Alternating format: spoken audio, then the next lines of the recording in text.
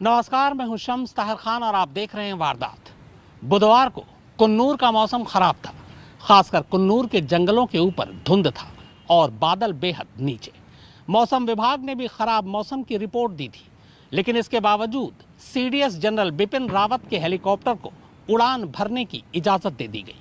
सवाल यह है कि ये इजाज़त किसने दी? क्या पायलट पर उड़ान भरने के लिए दबाव बनाया गया था?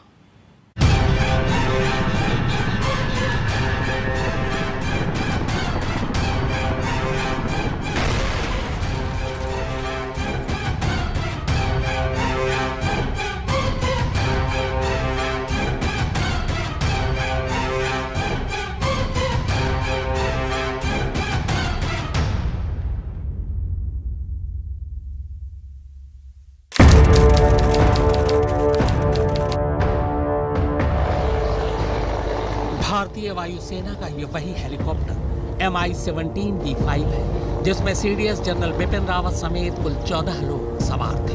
ये तस्वीर हादसे से शायद बस मिनट भर पहले की है। इस तस्वीर से साफ है कि कुन्नूर का मौसम खराब था। आसमान बादलों से ढका है और बादल बेहद नीचे। सुबह से रुक रुक कर बारिश भी हो रही है। इसी खराब मौसम के बीच ये हेलीकॉप्टर अचानक अपना संतुलन शायद खोता है और बड़ी तेजी से नीचे की तरफ आता है। नीचे तस्वीर में कुन्नूर घूमने आए कुछ सैलानी भी नजर आते हैं। हेलीकॉप्टर की इस नीची उड़ान से ये सब भी सहमे नजर आ रहे हैं। फिर अचानक एक जोर की आवाज आती है।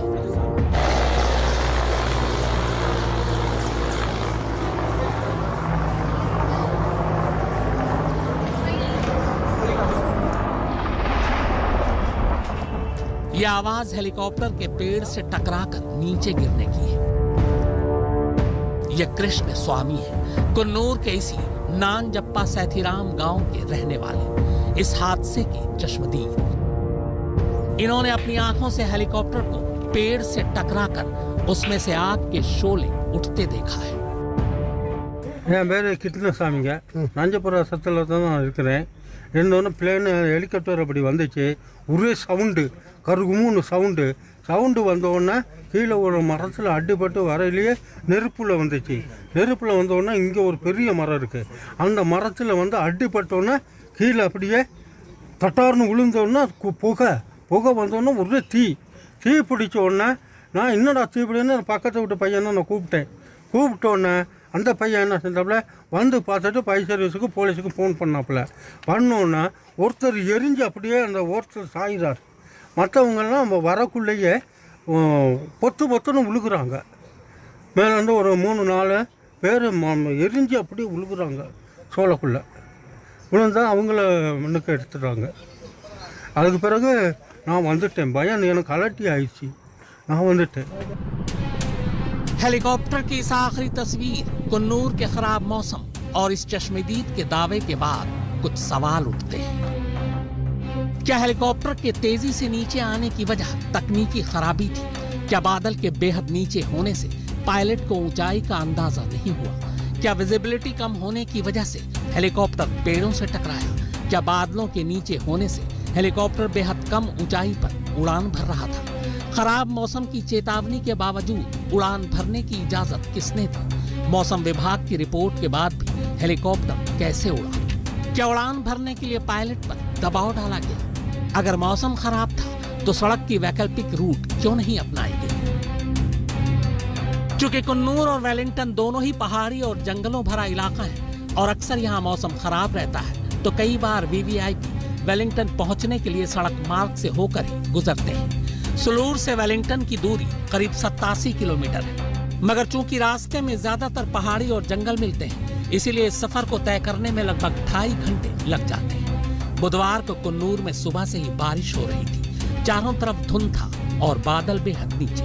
हालांकि ऐसे मौसम के बावजूद कुन्नूर शहर के ऊपर से हेलीकॉप्टर का गुजरना एक आम बात है। जब भी VVIP Wellington defence services staff college आते हैं, इसी रूट से आते हैं। यहाँ आने के लिए हेलीकॉप्टर्स को नीलगिरी के ऊपर उड़ान भरने के लिए वेदर क्लियरेंस लेना जरूरी होता है। मगर बुधवार को मौसम विभाग की रिपोर्ट के बावजूद सीडीएस जनरल बिपिन रावत के हेलीकॉप्टर को उड़ान भरने की इजाजत दे दी गई। हालांकि ये इजाजत किसने दी? पायलट और वेलिंगटन हेलीपैड एटीसी के बीच क्या बात हुई? सुलूर एटीसी ने क्या सलाह दी? ये सब अब जांच में ही सामने आ पाएगा, जिसके लिए बाकायदा एक हाई लेवल इंक्वायरी कमेटी बना दी गई है। वैसे शुरुआती जांच में एक और चौंकाने वाला खुलासा हुआ है। खुलासा ये कि सुलूर से वेलिंगटन का जो आम एयर रूट है, जनरल विपिन रावत का हेलीकॉप्टर उस आम एयर रूट से हटकर उड़ रहा था। अब ऐसा खराब मौसम या फिर बादल के नीचे होने की वजह से था या फिर वजह कुछ और थी, ये भी अभी साफ नहीं हुआ है। आमतौर पर वेलिंगटन के डिफेंस कॉलेज में पहुंचने वाले इंडियन एयरफोर्स के हेलीकॉप्टर पक्का सुरनमलाई के पश्चिमी छोर से होकर आते हैं, जो ऊटी और कोयम्बटूर नेशनल हाईवे का भी पश्चिमी हिस्सा है और कुन्नूर टाउन के ऊपर से गुजरता है। हेलीकॉप्टर को नीचे उतारने के लिए आर्मी सेंटर में मौजूद इंडियन एयरफोर्स के स्टाफ ग्रीन सिग्नल देते हैं, लेकिन बुधवार को जनरल बिपिन रावत के हेलीकॉप्टर ने पक्का सुरनमलाई के ऊपर से उड़ान भरने की जगह बिल्कुल नए एरियल रूट का इस्तेमाल किया। हेलीकॉप्टर पक्का सुरनमलाई और नंजप्पा छातीराम के बीच मौजूद ऊटी कोयम्बटूर नेशनल हाईवे और कट्टेरी बुर्लियार सेक्टर के ऊपर से उड़ रहा था। घाटी का ये इलाका धुंध से भरा हुआ था। ये सवाल अब भी अनसुलझा है कि आखिर पायलट ने इस रास्ते से आने का फैसला क्यों किया। सवाल ये भी है कि आखिर इस रूट से आने की इजाजत पायलट को किसने दी। फॉग की डेंसिटी, बिकॉज इसीलिए हमारे पास मेट ऑफिसर्स होते हैं जो विजिबिलिटी बताते हैं कि कितनी विजिबिलिटी है। सो एक मिनिमम क्राइटेरिया और मैक्सिमम क्राइटेरिया होता है विजिबिलिटी का। अगर वो पूरा हो रहा है तो फ्लाइंग होगी, अगर विजिबिलिटी डाउन है तो फ्लाइंग नहीं होगी। और उन केसेस में जहां पे बीच में इमरजेंसी में आपका वेदर खराब होता है, तो उसके लिए भी पायलट को पता होता है कि इस सिचुएशन में उसको क्या करना है। या तो वो नियर बाय स्टेशन में लैंड करेंगे या वो एक गो अराउंड करेंगे और वेट करेंगे कि मौसम ठीक हो जाए। तो कहीं, because every now and then हर एक स्टेट से, हर एक सिटी से लिंक जहां पर भी एयर ट्रैफिक कंट्रोल्स होते हैं उनसे वार्तालाप चलती रहती है और एयर ट्रैफिक कंट्रोलर्स के पास मेट ऑफिसर्स का डेटा रहता है। तो हर एक चीज पायलट्स के पास पास ऑन होती रहती है। जानकारों के मुताबिक MI-17 सीरीज का हेलीकॉप्टर न सिर्फ बेहद एडवांस्ड है, बल्कि इसके इंजन भी पावरफुल है और इसकी लैंडिंग भी बेहद सुरक्षित। लेकिन ये सब होने के बावजूद अगर ये नीचे उड़ान भर रहा था, विजिबिलिटी कम थी, तो ये पेड़ों से टकरा सकता है।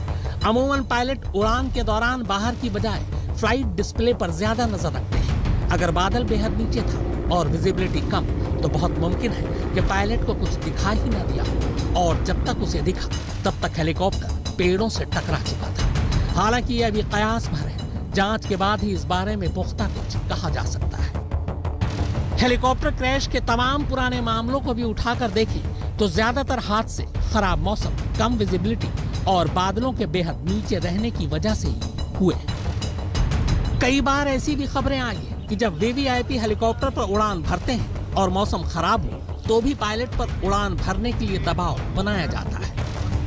2 सितंबर 2009 को आंध्र प्रदेश के तत्कालीन मुख्यमंत्री YS राजशेखर रेड्डी का हेलीकॉप्टर कुर्नूल के करीब क्रैश हो गया था। उस रोज भी मौसम खराब था, मगर फिर भी पायलट पर उड़ान भरने के लिए दबाव बनाया गया। 30 सितंबर 2001 को माधवराव सिंधिया की भी एक क्रैश में मौत हो गई थी। उस रोज भी कानपुर के आसपास मौसम खराब था और बारिश हो रही थी और कहा जाता है कि इसके बावजूद पायलट पर उड़ान भरने के लिए दबाव बनाया गया। 3 मार्च 2002 को तब के लोकसभा अध्यक्ष बाल योगी का भी हेलीकॉप्टर क्रैश हो गया था।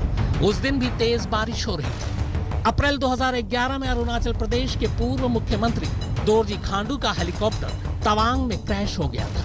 तब भी तवांग के पहाड़ी इलाकों में मौसम बेहद खराब था।